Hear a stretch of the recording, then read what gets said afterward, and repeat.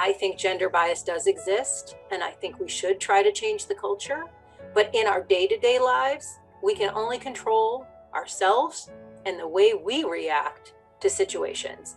So normalizing women's clear communication so that we are seen as having the same decisiveness as men in these same situations is something we have control over. And that's the beauty of it.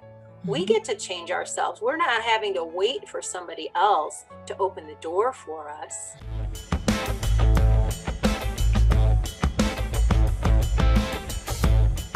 So I'm so excited to have you today, Sue Reynolds. You have an amazing background. We want to get into the things that you discuss, but let's kick this off first with how you got into this type of work. Yeah, so I do have a degree in leadership.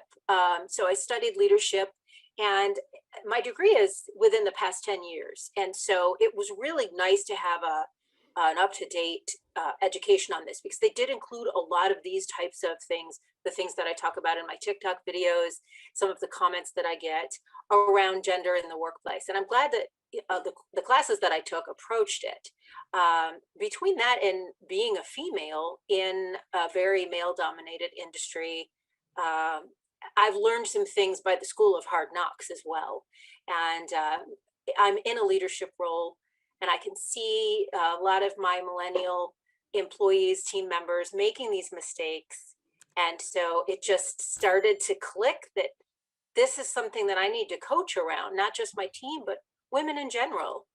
And then when I started getting comments and questions on my TikToks, which were sort of a random surprise success, when I started posting content like this, I was amazed at the response. And so many of the questions and concerns from women told me that this is a topic that needs to be discussed. And, I've always said I'm a social media marketer by trade, and I've always said the audience will teach you what works. And in this case, the audience taught me what works, that this is content that needs to be talked about. And so I drew on my leadership degree. I am an executive coach, and started producing content around these topics. And I've just been amazed at the response. So talk to us about, so for the PivotMe listeners that haven't seen your TikToks, haven't seen what you're doing out on social media, talk to us about what you're doing and why you're doing it.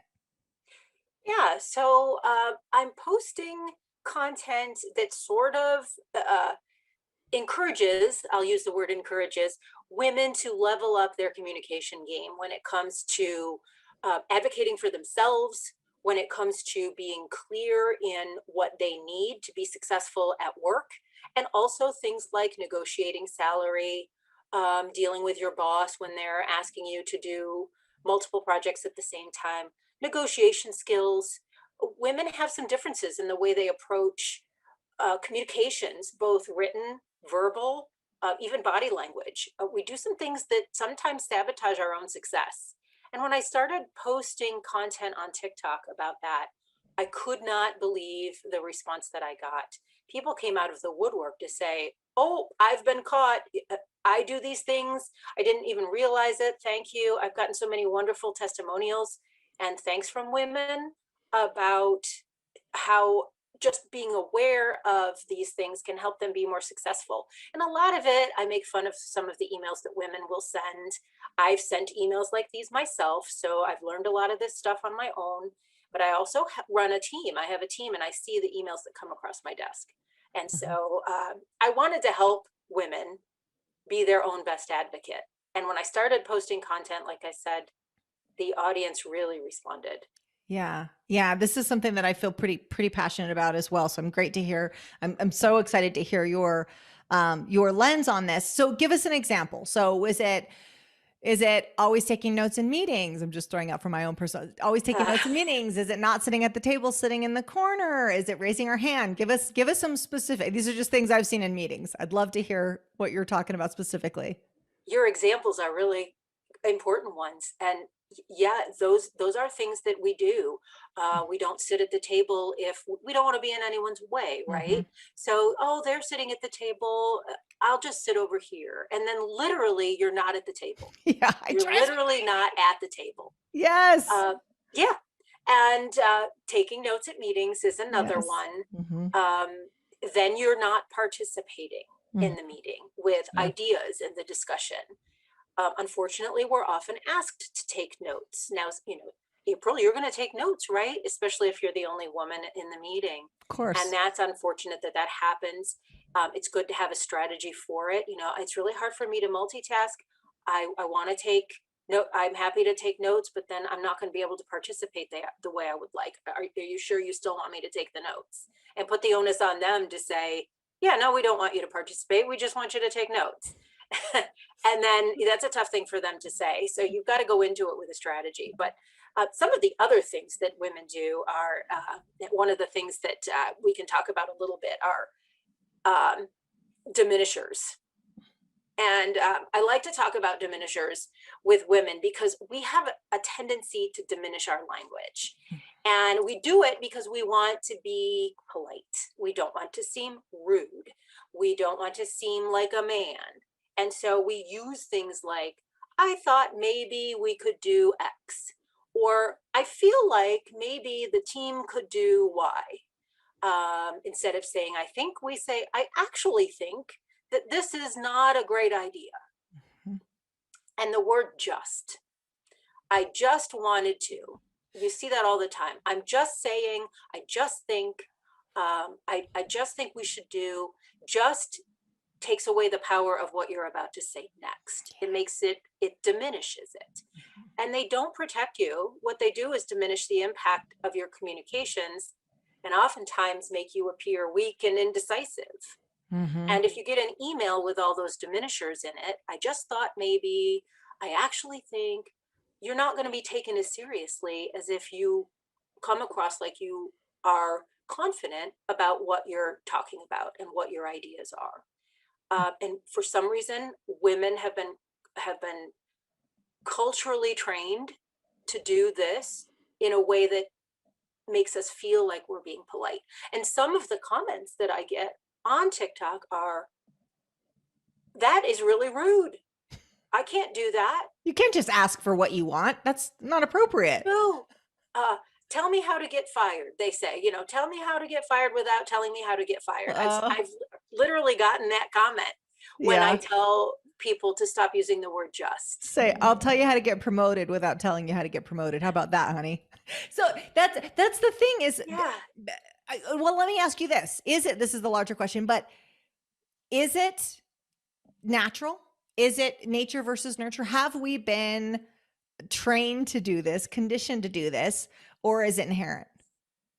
I really That's the think it's big question. cultural. I, Yeah. I don't think it's inherent at all. I think it's cultural.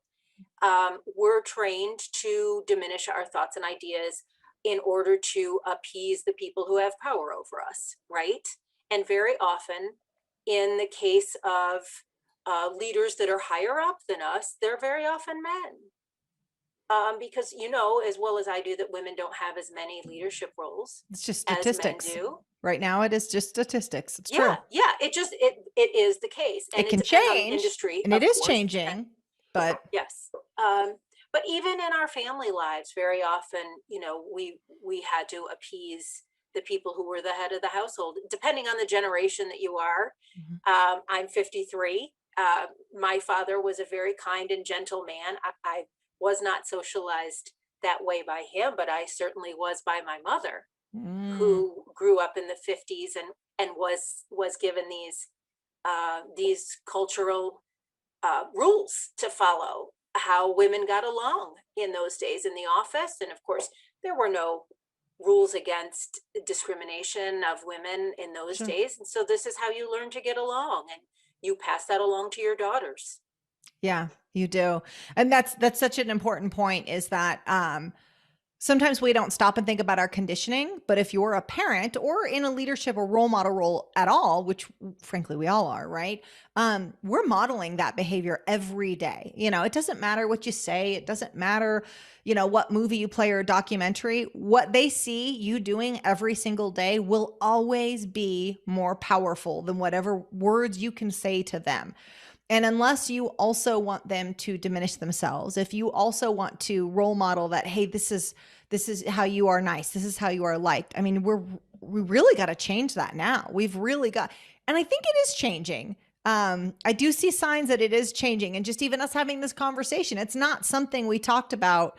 I've been in the corporate world for years. It's definitely not something we talked about years ago. It was just kind of like, all right, we're in. They didn't know that we got in. Let's not rock the boat, right? Which is not the Yeah. way to do that, but that's how many of us got into the roles that we had. And now we're able to change the next generation and guide the next generation. Yeah. What a great opportunity for us, right? Yeah, for sure. So one of the things that you said that was really good is you said about having a strategy in advance. So if you naturally write emails this way, or maybe you've been conditioned to write emails this way or to speak this way, having a strategy in advance. And I think that is so, so important because people, when we get tense or we're in these tough situations, we kind of default to what we've always done. And so what I'm hearing is plan how you're going to say that in advance. Is there a cheat sheet? Is there, don't use this word, instead use that word? Talk to us about how to handle that. Um, a lot of it is just practice. Going through your emails after you've written them, before you hit send, go look for those diminishers. Look for I feel like, I actually think. Make sure that you're removing those Mm. and then hit send. And when you start being more aware of how often you're using these diminishers, you'll naturally start removing them from your spoken language too. But you make a good point. When you're under stress, you might revert back to some of these mistakes. And it's not like one or two of these mistakes is going to forever ruin your career, Sure. but making them consistently Hmm. is going to keep you from getting the information you need from your coworkers for projects. People aren't taking you seriously when they get an email like this or when you make statements like this in a meeting. Hmm. So it's practice and it is being aware first. And I think that's really what's happening on my TikToks is suddenly people are being made aware that they do this and they feel caught. they, Yeah. they Yeah. busted. Sure. But it's good. Then they can change it. You can't change things that you're not aware of. For sure. One of the things that really struck me about your content that I loved, and this is where I can kind of ruffle some feathers, is that you're putting the onus on them to change your language. And that can be unpopular because I've actually talked about this topic many times in the past. I share a story about one time I was in a meeting, um, and it was a mostly C-suite, but there's some director levels in there. And I think it was the CEO and the CFO were going back and forth arguing about this point. It was the CEO and the VP were arguing about this point. And the person that was perfectly positioned to answer the question was the director of engineering who was sitting next to me. Now, she came and sat next to me, probably because I was the only other female in the room. She didn't know me. I was new there. But she came and sat right next to me. And she kept getting upset that they weren't asking her opinion. And she kept raising her hand. Now, this is a heated discussion between two people that are standing up in the center of the room, going back and forth, right? Well, she's sitting in the back raising her hand. And every time she'd raise her hand, she'd look at me and go, "Can you believe this? I can't believe they're not listening to me." And I'm like, well, we're not in grammar school. Why are you raising your hand? You are the director of engineering. You're the person who's supposed to be up there having this discussion. And I remember just going, "Oh man, she's sabotaging herself. Like, you're making us look bad." And this is years ago, but I never forgot. And I mean, I've been in hundreds of situations like that. I'm sure you have as well. You're watching someone and you're like, it's not that they're not listening to you. You're not making yourself heard. And that's one of the things that really resonated with me in your content. When I saw it, I said, "Oh God, she puts it on us to change."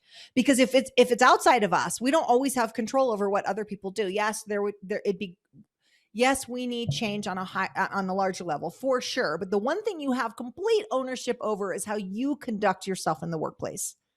And have you always taken that approach? Because that's kind of a unique stance. Um, you're spot on. One of the questions that I do get, and one of the, I would say, criticisms that I get is, you're blaming women for Mm. this when we should be trying to change the culture. Why aren't we asking men to change the way they're talking and engaging in meetings and asking men to include women in a way that's fair? Okay, we don't have control over that, especially in the immediate Mhm. point. What we do have control over is ourselves. And you're right. I'm putting the onus on women to use their power in their own advantage. So I don't feel like we are blaming women. I don't believe we're blaming women. Mm-mm. I think gender bias does exist, and I think we should try to change the culture. But in our day to day lives, we can only control ourselves and the way we react to situations. So, normalizing women's clear communication so that we are seen as having the same decisiveness as men in these same situations is something we have control over. And that's the beauty of it. We Mhm. get to change ourselves. We're not having to wait for somebody else to open the door for us and say, okay, you're allowed in now. You can sit at the table, literally. Yes. We I are love the metaphor of opening the door, by the way. That was good. Like, Yeah, that was we do perfect. this ourselves. But as long as we keep buying into the idea that our thoughts and ideas aren't quite as important as other people's, we're not going to be taken seriously. Mhm. And the fact that we get to control that, I think, is an opportunity for us.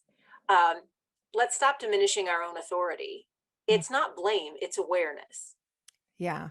Yeah. It's teaching people how to take back their power because we're Yes. giving it away every day in little ounces, and we're giving it away in our language and our behavior and the way we hold ourselves and the way we sit in the back of the boardroom, or the way that we get so small in meetings because we don't want to take up too much space. I mean, you see it and you're just like, oh, but your voice is not going to be heard and you have something so very important to say.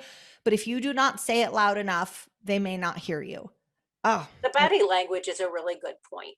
One of my TikToks that's done fairly well is on body language, and I'm actually mimicking in the video the language that some so women true. will use. Hmm. And you just sort of did it, and it's that, we're sitting at the table, and a Not lot of taking up times, space. honestly, Not it's taking up because space. we're cold. There are That too. temperature differences. And of course, there's differences in the women's clothing in the office too. And men might have a Sure. jacket on and a shirt, and we're sitting there in our little sleeveless blouse or whatever, and we're freezing. Hmm. And so we look like this in the meeting, and that is not a decisive look. Yeah. So unless you're shivering in the meeting, you look like you're trying to make yourself smaller. Bring a jacket is the moral to the story. If you're going to Yeah. be in a cold meeting, bring a jacket. And it's because we've seen it. So I hadn't seen that video, but we've seen it so many times. And one thing I want to point out earlier when we were saying about taking the approach of putting the onus on us as women to kind of stand in our power, I just want to point out the decision is not binary. It's not either, oh, we take back our power, or we present ourselves more decisive or powerful in the workplace, or men include women. It's not a binary decision. It's a two-prong approach. It's more than that. It's a whole lot of things, and the diversity in leadership and all sorts of stuff. But do the part that you have control over. This part you have control over. How you show up in a meeting, you've got total control over. How you write your emails, you also have control over. And I love this so much. What's funny, Sue, is I'm just going to tell you, I usually don't talk about this stuff that much on PivotMe. And it was actually getting familiar with what you were talking about that I said, I need to talk about this more. I need to talk about how women are handicapping themselves in negotiations so often, not always, but the majority of the conversations that I'm having with women about how they negotiate. And I want you to talk about that too, because I have a trick that I do with women so that they negotiate, I'll say, more effectively, that the negotiation yields them more money. And I saw one of your videos and you touched on it. So talk to us about how many women negotiate in the workplace. First of all, they don't. Um, and that's the first mistake. Very often, if we're talking specifically about negotiating salary, let's say when we're at the point where we are negotiating a new position, and this is the best time to negotiate because they've decided that they want you in this role, and there's never going to be a better time to negotiate than that. Mm-hmm. But very often, women want to say, oh, I'm just happy to be included and I'll take whatever the salary is. They also don't understand their worth, so they're not exactly sure what they should be asking for. We're not taught to negotiate. Mm-hmm. And it's really one of the reasons we're paid less. Yes. Yes. It's a huge component. That's the piece everyone's missing. Is like there is a wage gap. Oh, there's a wage gap. But No it's question. on us to take the power that we have to help negotiate. Now there is some things in the system that definitely are the deck is stacked against us in some ways, but it is 100% in your ability to change that for you. And you can create this tide. Oh my gosh. Okay. Sorry. I cut you off. Sue, keep talking. So good. So if you're asking me to give some tips, Mhm. first of all, use a tool like salary.com and find out what the median salary is in your area for your job description. What is the median salary? So go in armed with knowledge about what your positions value, not what you're worth, what you as a person are worth, what the skills you're bringing to the company are worth. Go in with an understanding that you probably need to ask for more than that, because there's going to be some negotiating and you want them to come away feeling like they've won. The other thing that I recommend doing for women is to role play this with a man. Just You wrote will that be down. very surprised. I have some friends, I have some clients that have done this, specifically one with a military person. And the role playing with a man is very eye-opening. They are so brazen about what they're worth very often, and they will come in and negotiate for things that you don't even think of. And until you've seen that in action, you don't even realize that this is what you're competing with. Mm-hmm. In the other room, somebody else is negotiating like this, and you're saying, oh, I'll just take whatever you think is good. I mean, I'm being sarcastic, but Sure. we do a little bit of that, don't we? Oh yeah. Oh yeah, we do. We do. And the role playing is so good.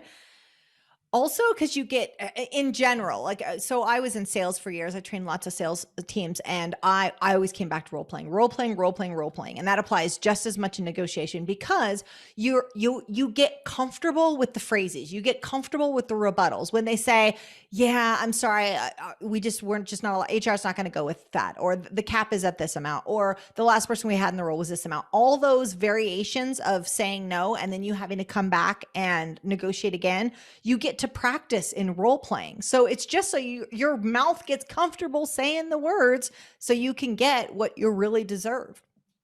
Yeah, and know your walk away number too. Mm-hmm. Is there a number that you're going to not go below? And if it is, then you need to be prepared to say, I just can't take the position for that.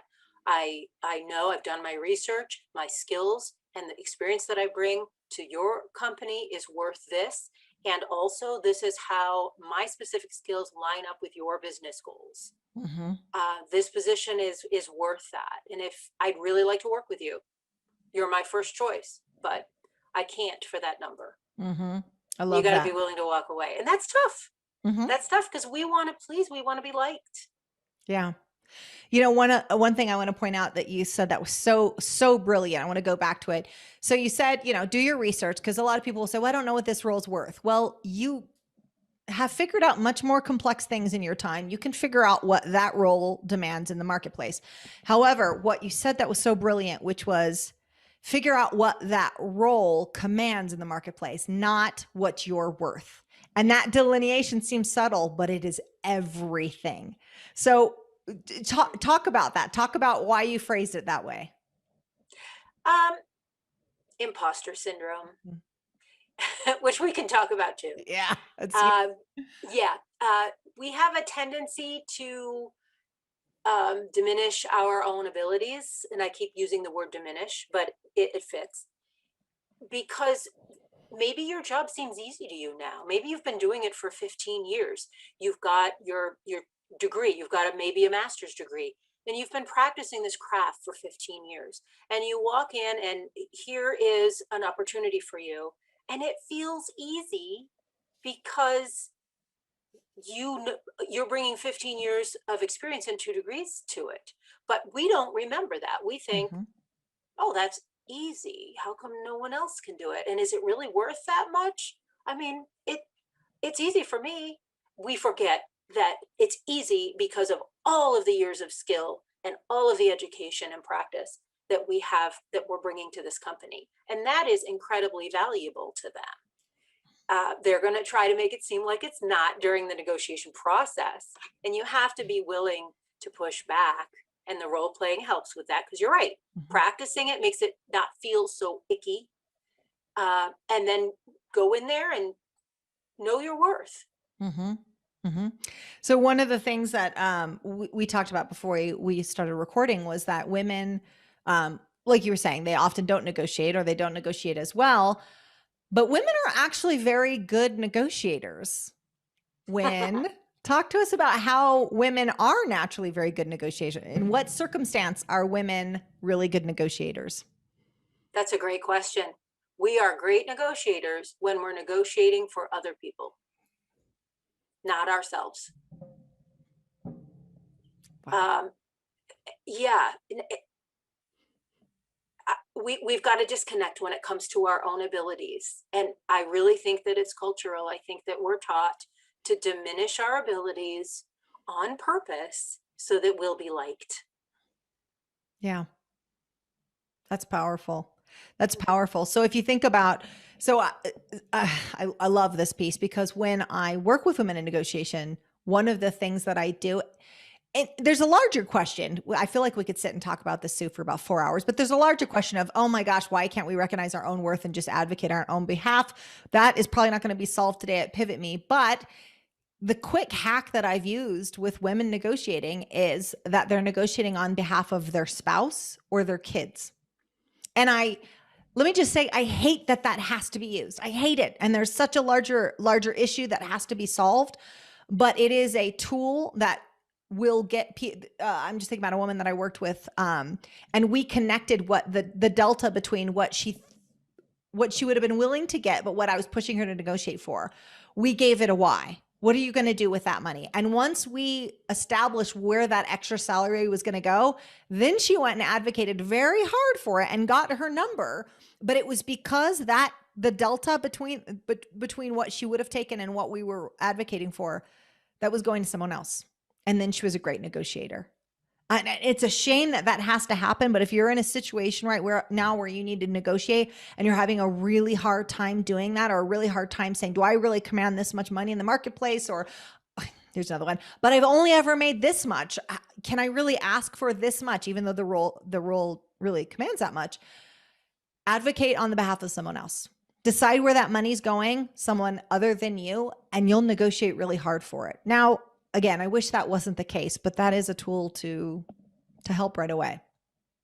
That's a great point. And I love the thought about thinking as if it were your child that you're advocating for. Because Mhm. just think about, all the funny, I think about the funny videos that I see on TikTok making fun of parents that do this, but you're calling your principal to defend your child Totally. for something that, they supposedly did in the lunchroom or whatever. And buddy, you're going to negotiate and you're going to advocate for that child, come heck or high water. Yeah. And we don't do that for ourselves. So true. So what I recommend is you give that version of you, the mom version that calls the principal, give her a name, and that's who you become when you're walking in to negotiate. Like that's your alter ego, is like, all right, I'm gonna bring out Sarah. And Sarah, she doesn't take no. She will not take no for an answer. And that's what you've got to channel while you go in there, because that you have to be like your bold and, most powerful self in these negotiations. And I think people kind of walk in small already, and it doesn't serve them. It's so hard to do. Yeah. We want to be liked, and Yeah. there's fear, and there's who do you think you are, Hmm. saying you're worth this or negotiating for that. It's so hard to do, and the role Yeah. playing definitely helps get over that fear. Hmm.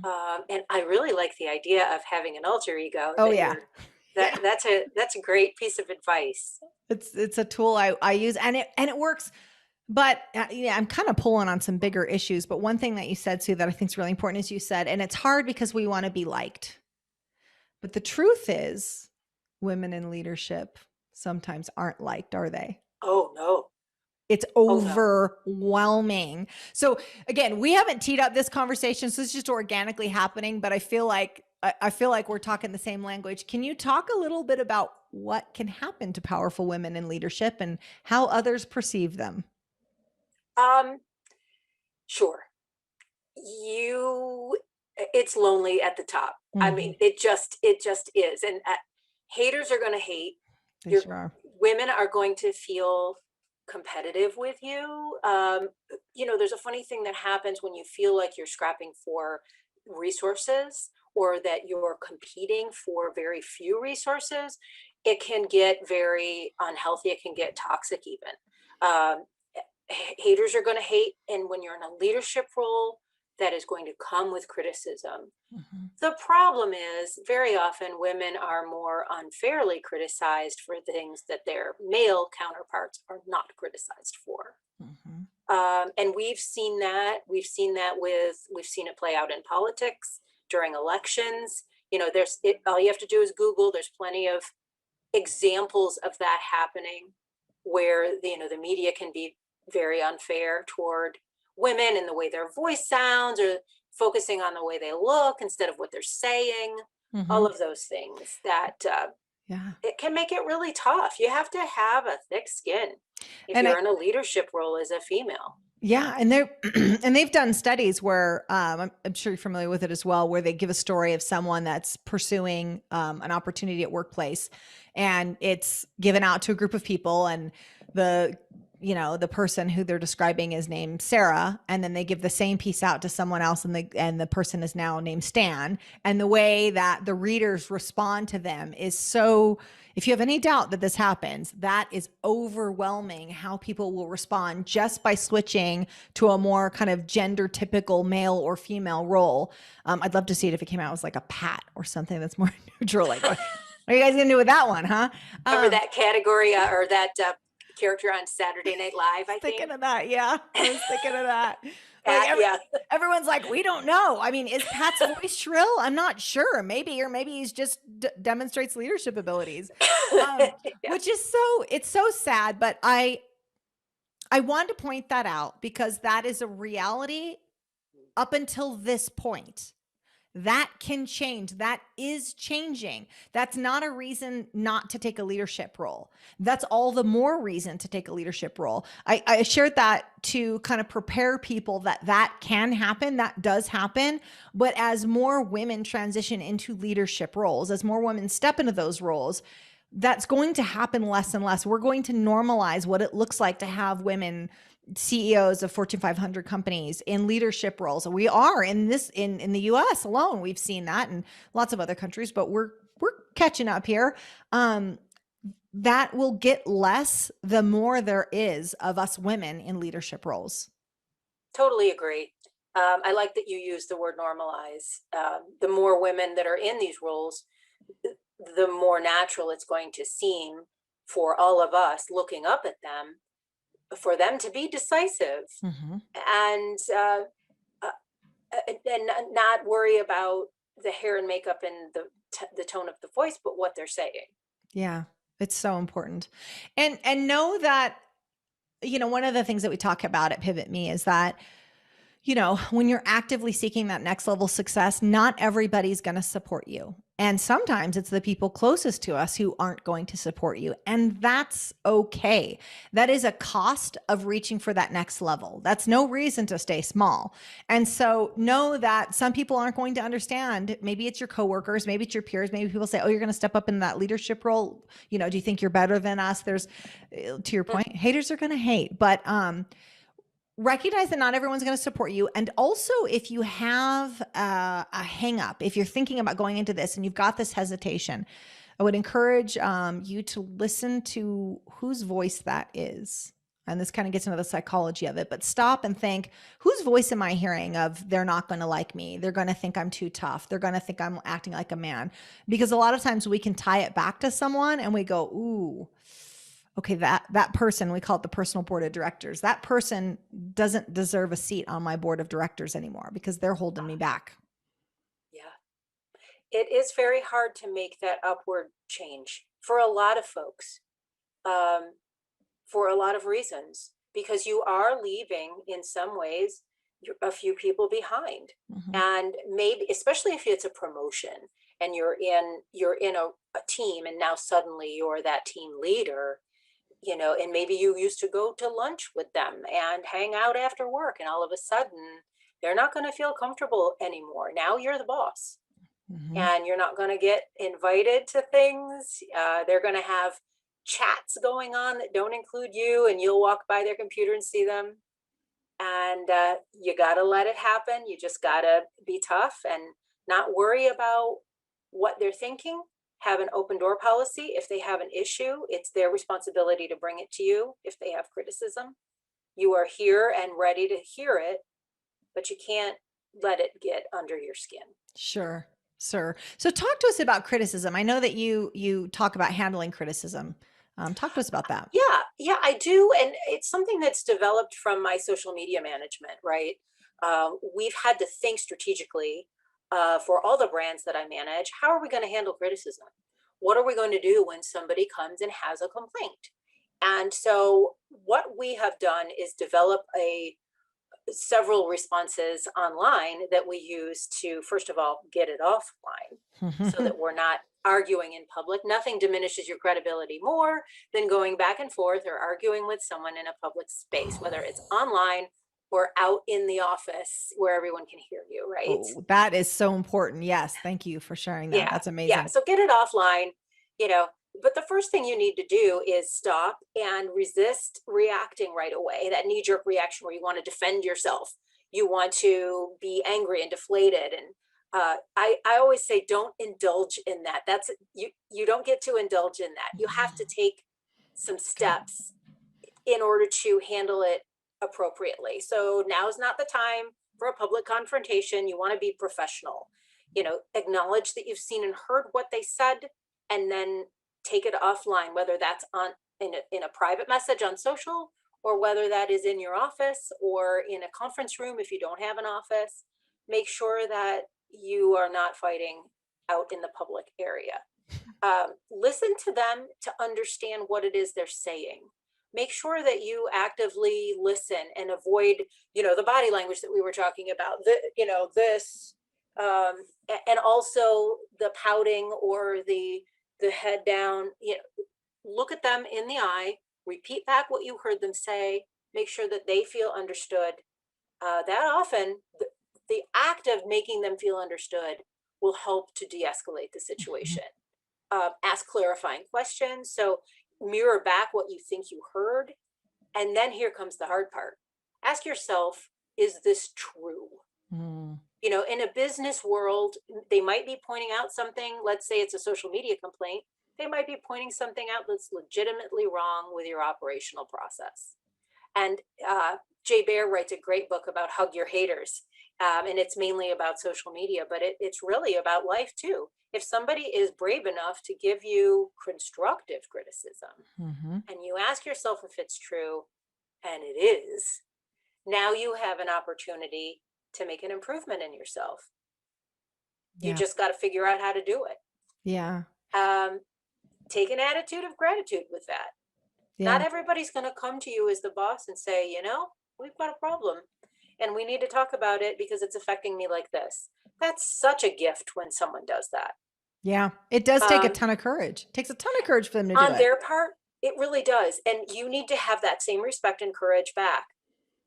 If it's true, you need to look for a solution and then tell them what the solution is.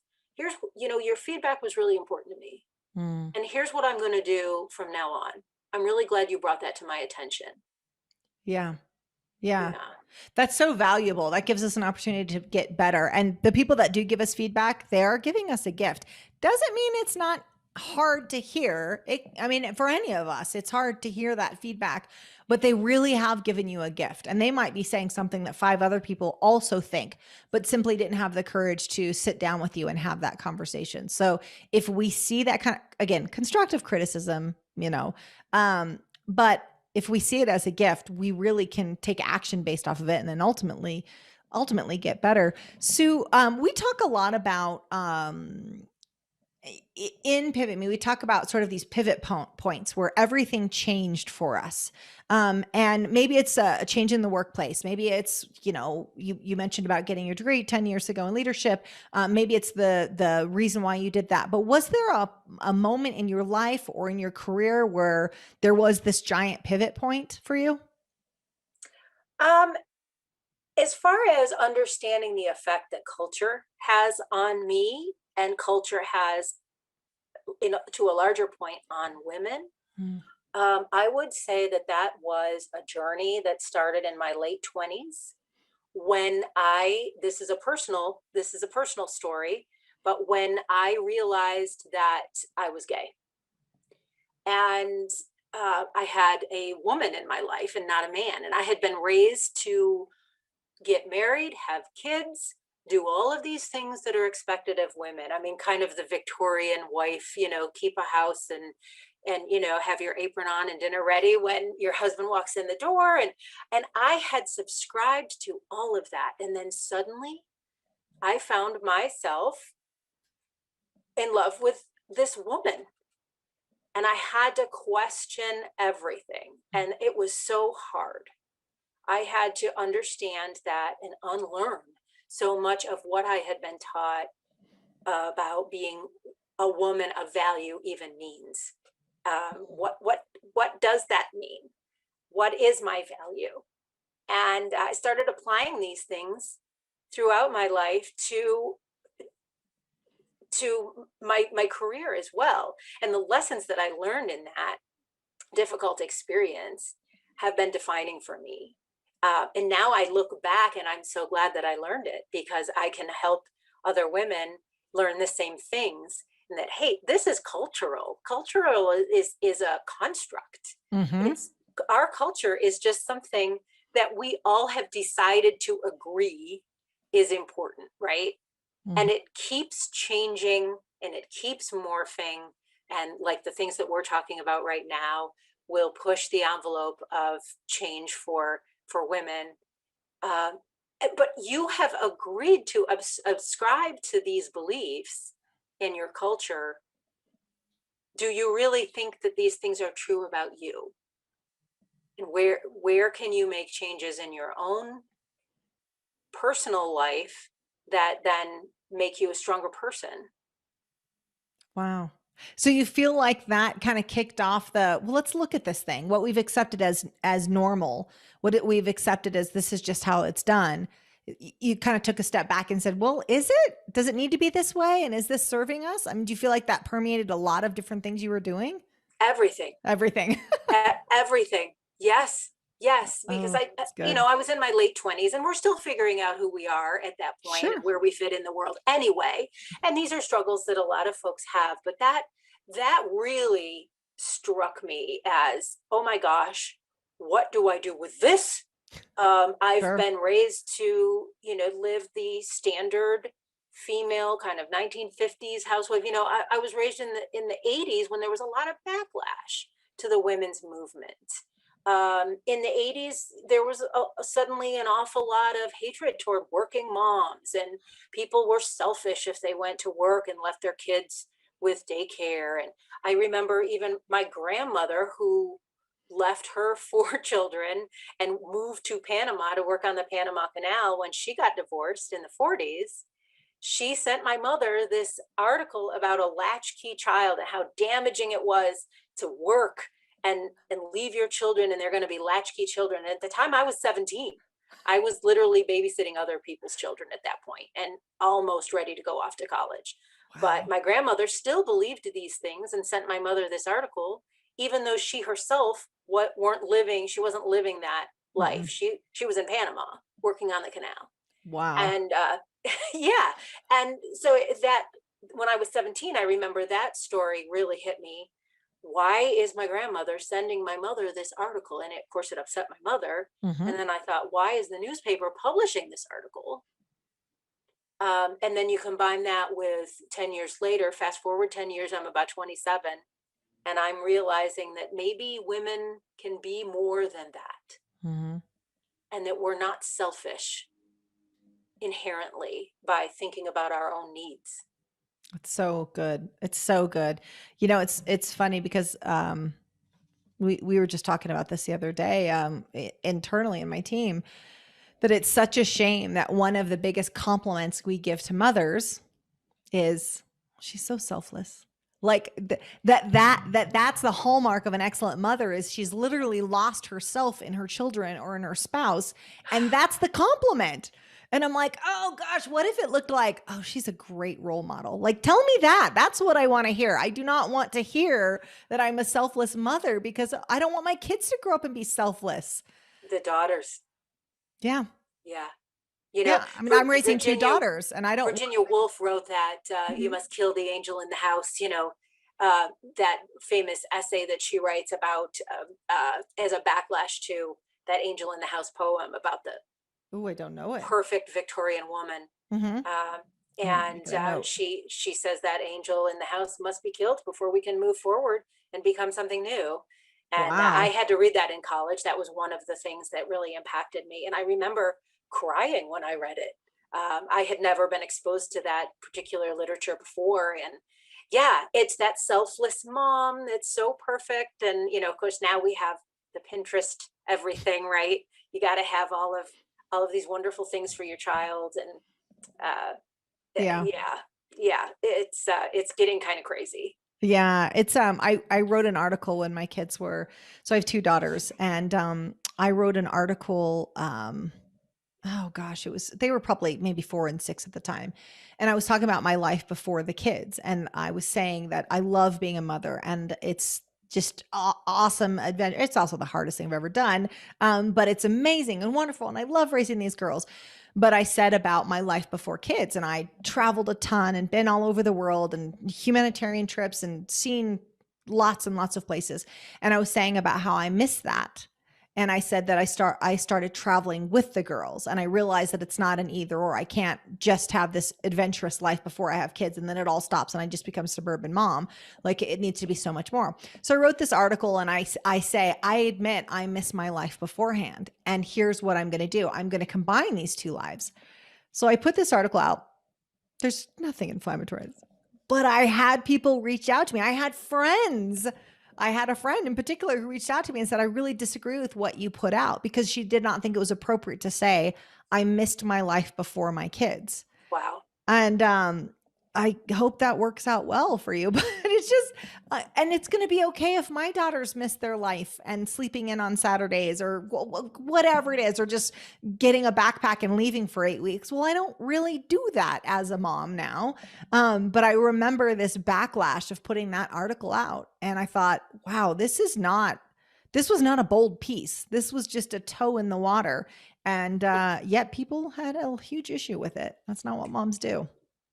Yeah, there's a lot of work still to be done. There is. There Yeah. is. So I'm curious, I mean, does this still, you said that you see this in your staff, and you see this kind of the language and the body language and the way that they're communicating. Is that something that you're actively working on with your team? Or is it um, something you do day to day? Is it something that you're doing on the side? Help me understand how this all plays into what you're doing, Sue. Yeah, when I see instances of it, I will privately address it. Mhm. Hey, we're not ever going to say I was just doing XYZ. Okay. So I'll just shoot them a quick email, or if I happen to be talking to them, I address those things privately. I just Mhm. want to I want to remind them that they don't have to use that kind of language on our team. Yeah. And I want to point it out to them so they'll be aware. One thing that I am happy to report, though, is that the young, especially the young ladies that I have worked with, have been such an inspiration to me, Mhm. because they, not all of them have taken on these same thoughts that I had about myself 30 years ago. So things are changing. The young women that I've worked with in the past 10 years have been much more willing to advocate for themselves, that they come at it with, this is what I want, and I'm Mhm. going to go after it. Yes. Not all of them, but Mhm. they're much more adept at doing that. So I'm seeing positive change, and Yeah. it's the millennials, the young folks, the people just coming out of college now in their Mhm. early to mid 20s that have a much better sense of their place in the world than I did at that age. Yeah, absolutely. So I love it. The millennials are going to save us. Thank you, millennials.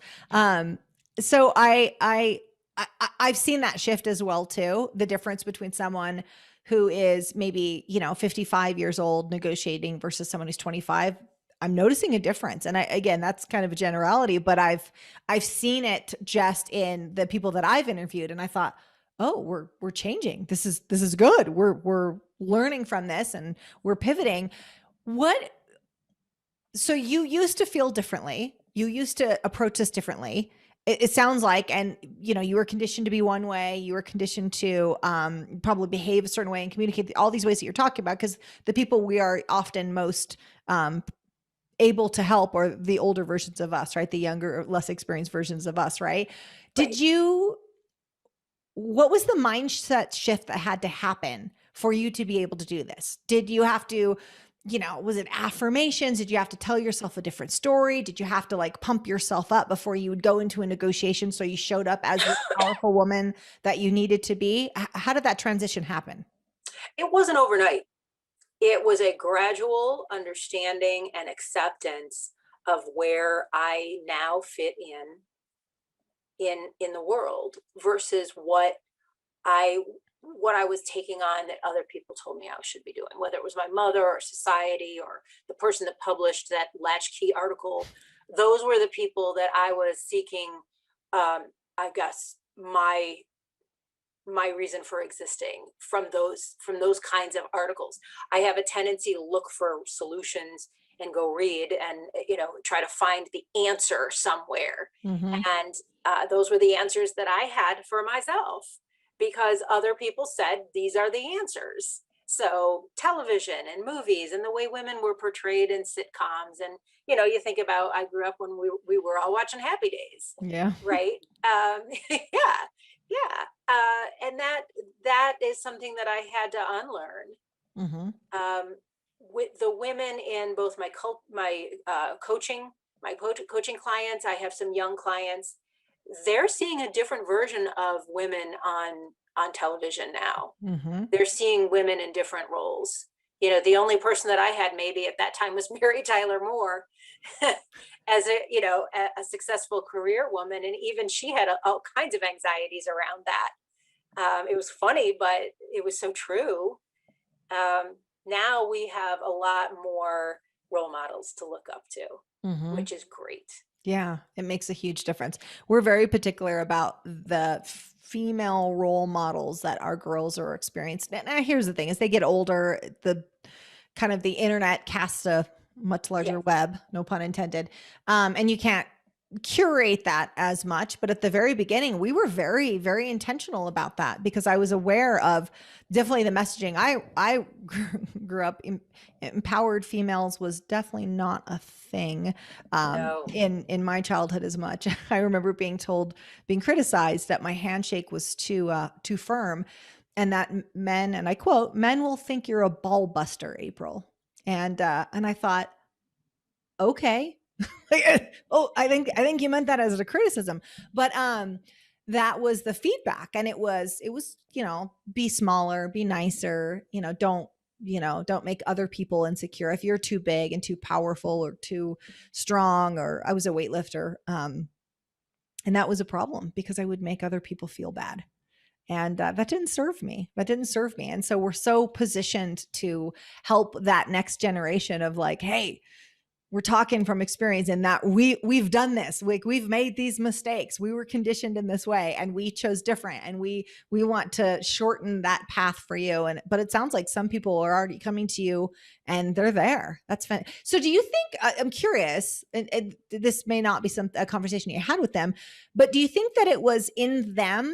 So the people, the younger generation that you're seeing that will negotiate, that are exerting more leadership early, Do you think it's in them, or do you think that they came from families where that was conditioned? I'm curious what you think that shift is, or do you think it's a cultural shift that's just happening for us?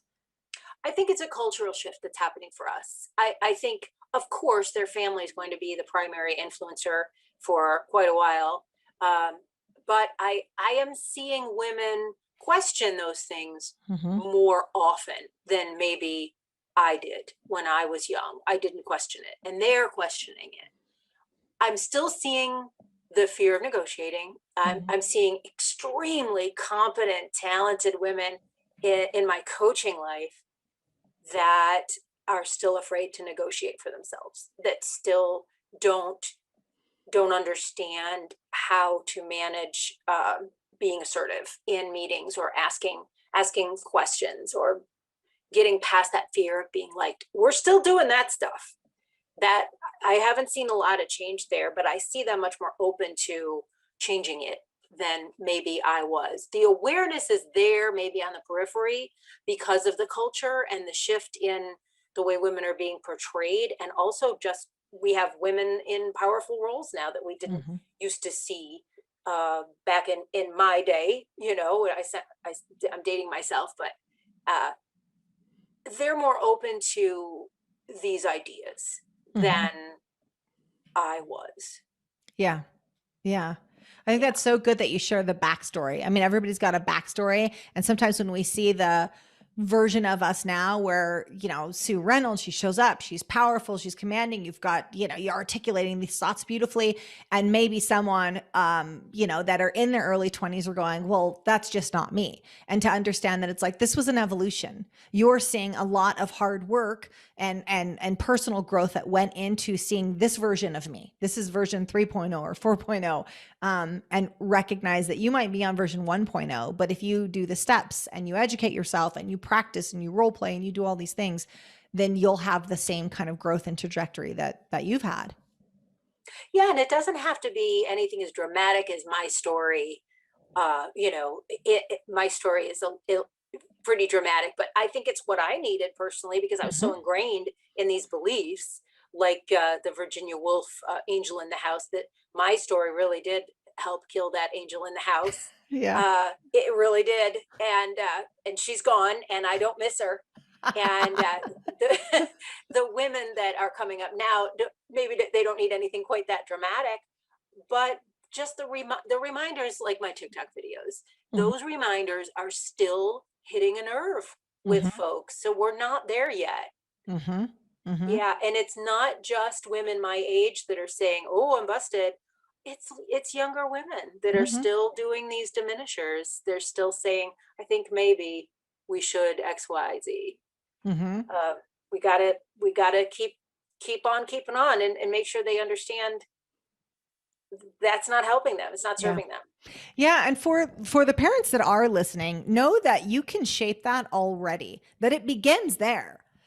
What Sue, what you're talking about is sort of having to shift them after they're already in their 20s, and you have to go, okay, you've got your conditioning. Let's like decondition you and bring that back up. For the parents that are listening, or again, someone who's really a role model in young girls' lives, you can shape this. In fact, you are the primary mode in which this is going to be shaped. So I'm encouraging them, again, just speaking about my daughters, there are habits that we do with them every day to make them show up with better leadership quality. When they're addressing us, they have to address us. They have to look us in the eye.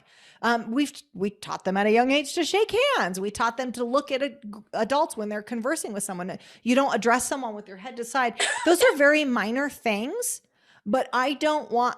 I did not teach them necessarily to respect their elders. They don't disrespect them, but instead I taught them that their thoughts matter, that they have excellent language and to use it, and that what they have to say is really important. And so make sure people are listening, look them in the eyes, address them, don't look down, don't look. So I just want to add, if you're listening and you're a parent, this can begin with you.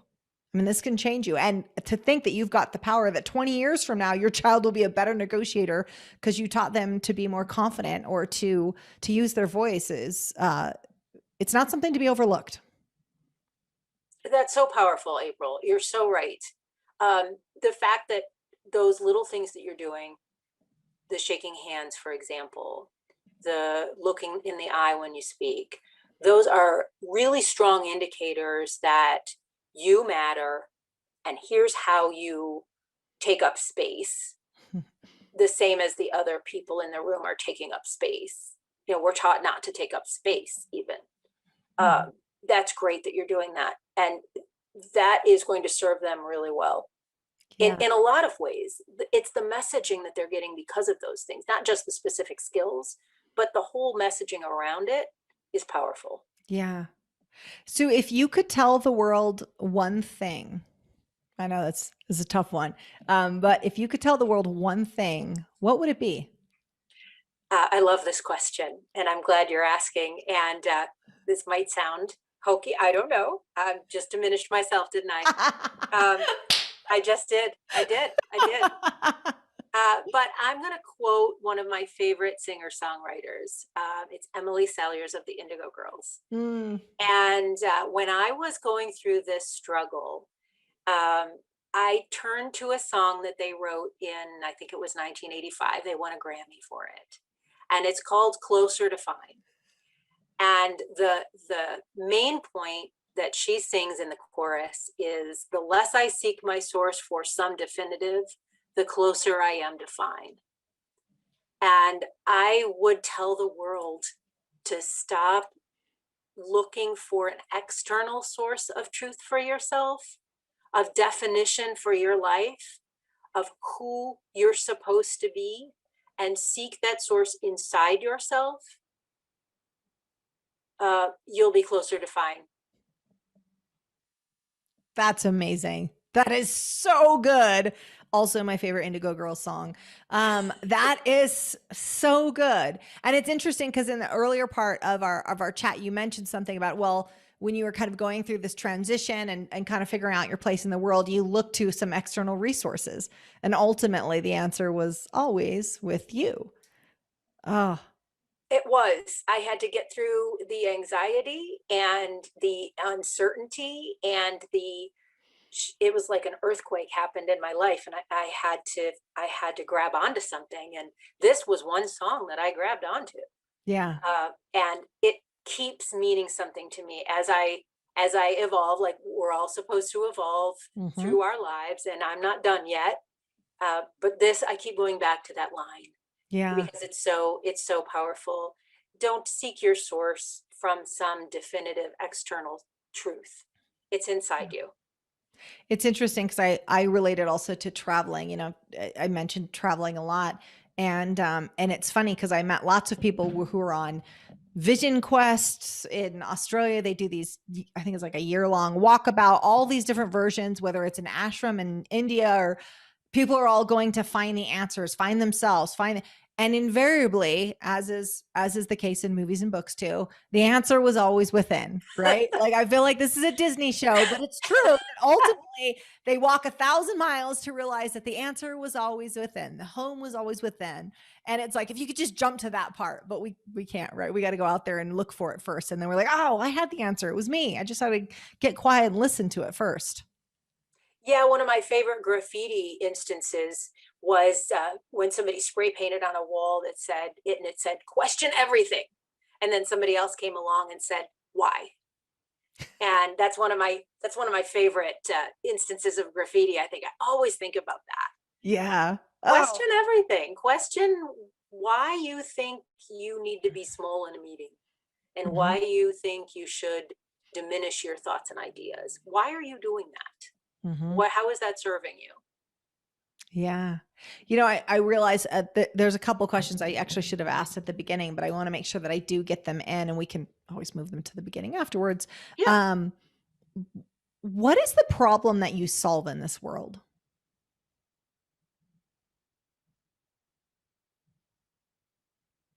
That problem keeps changing as I grow. I think now that I'm seeing so many women responding to this content, it's become a new mission for me to work with them and help them solve these exact problems. Uh, you're allowed to take up space. You're allowed to exist and have ideas. Um, that's not a problem that I realized 30 years ago I would ever be addressing with anyone but me.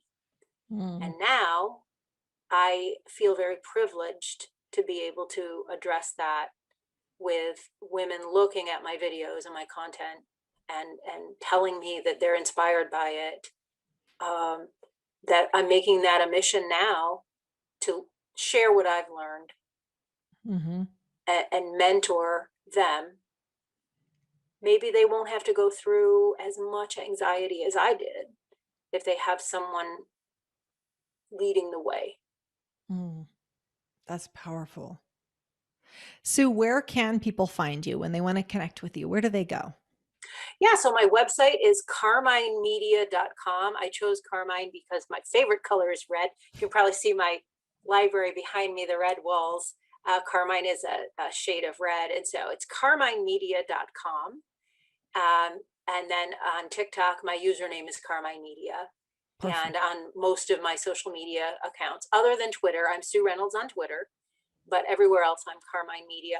So I write a blog on leadership and on social media marketing there.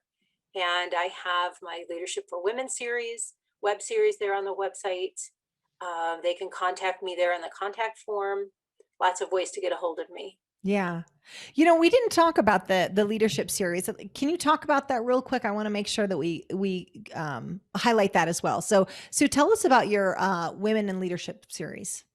Yeah, so what I did was take some of the most common questions asked over and over again, and I turned them into a web series, a series of videos that are on my website. That's an educational series that you can watch at your own pace. It's 5 or 6 videos on things like we've been discussing, but more in depth. And I've put together presentations that are basically webinars, web series to help women overcome some of the things that they struggle with in the workplace, just as we've been discussing. So you can get to it through my website, carminemedia.com. There's a link right from the homepage. Perfect. Just in closing, I usually ask this earlier, but this is only for my own because I'm just loving this conversation. And I seriously feel like we need to not do an interview. We need to do a chat because I think we would just have a really good time. How do I phrase this? Ben, I'm going to talk to my manager real quick, or my podcast manager. Ben, I'm not sure if we're going to leave this in. We'll see how it goes. But I got to know your opinion on women crying in the workplace. Women crying in the workplace. Mm-hmm. I hate the fact that we have to have a leadership discussion and that topic comes up, but I can't tell you the amount of times, I don't know, maybe I hate it, maybe I don't, but I can't tell you the amount of times that when I'm working with women clients that their question is, how do you stop from crying in the workplace? So I think it's on the minds of a lot of women. How do you feel? How do you address that? My answer to most everything is it depends. And I think in this case, it would depend on why you're crying. Mm-hmm. Are you crying because you learned something upsetting about a coworker? Are you crying because you're showing that you're a human and that you have feelings and that you care about others? Okay. Or are you crying because you're angry? If you're crying because you're angry, or that you feel defeated, maybe not. I would not recommend doing that. Instead, you need to work on how to express anger and frustration in a professional way that doesn't diminish you, because you're going to lose respect when you Mm-hmm. start to cry over an issue that's really about anger. Mm. But if you're showing compassion for someone, that's Sure, different. sure. Yeah. And probably the way I should have phrased that better. I should have said, how do you feel about women getting angry and crying in the workplace? Yeah. Because I should have phrased that better. Yeah, we're not allowed to be angry. No. Well, So eh, we all the ways switched to that we crying. Yeah. and Yeah. all the ways that we would show that really aren't received well either. Whether it's crying or whether it's, responding in other ways, they're not going to be received well. But that I think so. I was asked that question a little behind the scenes, but I was asked that question on a podcast one time, and it was anyways, this woman said, she mentioned something and she goes, well, you know, women, we get upset and we cry. And I replied that there's no crying in baseball. It was not received well. Um, No. and I said, I'm sorry, but you'll diminish your power. You'll diminish your leadership if you cry because you're angry. And I understand what she was saying. She's like, it's natural. I said, well, lots of things are natural, but I wouldn't do it in the conference room. So, I'm trying to think of how we can, because I want it to be beneficial for the women that are listening, because I think that that is a pretty natural thing, that women get angry or get upset or get overwhelmed and cry. I do think that there's a little bit of, you know, yes, that's a natural thing. But when we get mad, it might be natural to pick up and throw something, but that's also not appropriate. We have to teach ourselves not to. I guess I should say, let me think of how to phrase this. Do you have tools for women to use when they feel like they are going to cry because they're angry in the workplace? Do you have tools that you recommend, or things that they should do to avoid crying in the workplace? First of all, I want to address the word natural. I think it might be common, but it Mm, doesn't necessarily mean that it's natural. I think that we are crying because we're afraid to show that we're angry or frustrated or a multitude of other emotions. And yes, it might be common, but you can learn to not let those emotions get the best of you mhm, and to remain professional. And one of the things that this taught me, I also, so there's two things that have taught me some pretty strong life lessons. The one that I shared with you, and also the fact that I have twins. And when I was raising twin babies, and it was tough because two babies is a lot, and they were very premature. So I was dealing with a lot of health issues with them too. mm, I kind of learned to let stuff roll as much as humanly possible. There are very few things in my life now that are worth getting that upset about. One mm, is if someone hurts an old person, or someone hurts one of my kids, uh, somebody hurts someone that I care about. Those are things that I would cry about, or a loss, or somebody that I love and care about is hurt. But there aren't that many business things that I can picture myself crying about. mm, You got to come at this with your values. What is this really something that is worth this much emotional energy mhm, when it could be handled professionally, like we just discussed about criticism? mhm, Staying calm. mhm. uh, Deep breaths are huge. Deep breaths. yes, and not internalizing everything. you Mm, know Sometimes things aren't all about you. mhm, This is a situation that needs to be solved. It's a problem that we need to solve. Use your problem solving skills, kick mhm. those into gear instead of making it about you and just perseverating on the negative feelings that you're having. Yeah. Yeah. One of the things, a couple of quick tools that, you know, in my 20s, that was something that I really had to tackle is, you know, I was in a leadership role young, and whether it was natural or common, is a good separation. But that sometimes occurred, and I knew that that was not okay. Now I had no female mentors, no role models in the workplace to kind of look up to. I worked only with men, and um, you know, those weren't conversations that I was having with them, I'll say. And so I learned some tool, which seems funny now because now at my age, I can't imagine getting mad and crying at work. But there was a time when I had an incredibly stressful job in my mid 20s, and that happened. I was in lending during the crash, and you can imagine what that was like being in real estate finance at the time. Hmm. Um, and I learned a glass of cold water. You walk into a tough meeting, you walk into a negotiation in general. I'm a huge advocate of this. Bring a bottle of cold water. And that can really kind of reset your body and reset your emotions when they're getting heated, whether that's anger, whether that's frustration, whether you feel like you're going to cry. There is nothing like, it also buys you time, right? Taking a deep breath and Yes. grabbing that bottle of water and having a sip and then go, okay, now let me respond. And that can be such, for people that struggle with high emotions in intense situations, that is such a simple thing, is bring in a bottle of cold water. I don't know what it is about the cold water. Tea will work in a pinch, coffee will work in a pinch, but just taking a second to take a cold drink really can settle our emotions. But 3 seconds. Wait 3 seconds before you okay. respond. 3 seconds. Okay. And as a singer, sometimes I get wrapped up in the emotion of the song that I'm singing. For example, if I happen to be singing one of those Indigo Girls songs or something that was really emotionally and personal to me, I learned a trick to, this is going to sound funny, but you squeeze your butt cheeks and look up and to the left, and that will often stop you from crying right away. Oh my gosh. I do that when I'm singing. I do that when I'm singing so that I don't start to cry in the middle of a song that's particularly meaningful to me. Oh my gosh, this is great. I love this. Talk about a practical application. This is good. Okay. You've heard it first here from Sue Reynolds right there. Oh my God. Try it. And whether that's, I imagine it's probably effective, whether that's you're trying to not cry or again, you're angry. It's just something, it's just disrupting the pattern, right?